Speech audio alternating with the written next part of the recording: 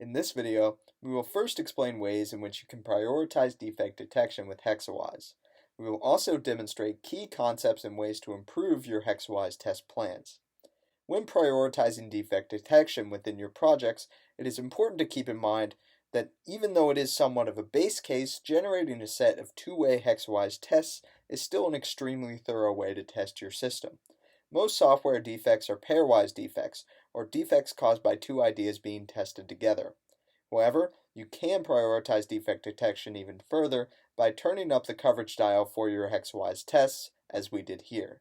We have noticed that new systems, or greater than two-way defect-prone systems from the past, are general use cases for our clients to increase the coverage strength to, let's say, three-way or even four-way interactions. It is important to note that within your base case set of two-way tests, there are only two kinds of defects that can slip by.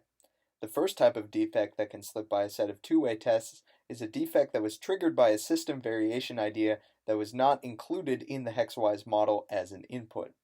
The second type of defect that can slip by a set of two-way tests is one that was triggered by a specific combination of system ideas that were not covered in the original pairwise set of tests. If the first type of defect slips by your set of two-way tests, you can return to your Hexawise model and add that variation idea that was not included in the first set of generated tests.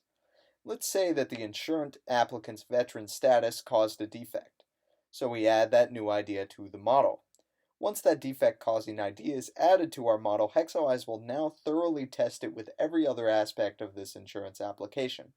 If the second type of defect slips by, one that was caused by a combination of three or more variation ideas from the model, be careful not to immediately increase your overall coverage strength within test cases. Keep in mind that the majority of software defects are not caused by three-way or four-way system interactions.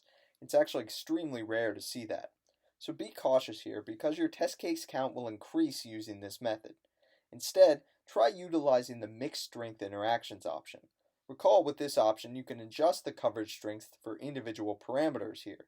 So if those three-way defects were found in three specific columns, let's say zip code, gender, and age of the primary applicant, consider only increasing those parameters to the three-way coverage. Click the reapply button while keeping the rest at two-way. By doing this, you will not see a dramatic increase in the test case count as you're seeing here, but you will still be more thorough when you need to be more thorough. Hexawise will always generate objectively better tests and allow you to be flexible in terms of the level of coverage achieved so that you can prioritize defect detection as needed.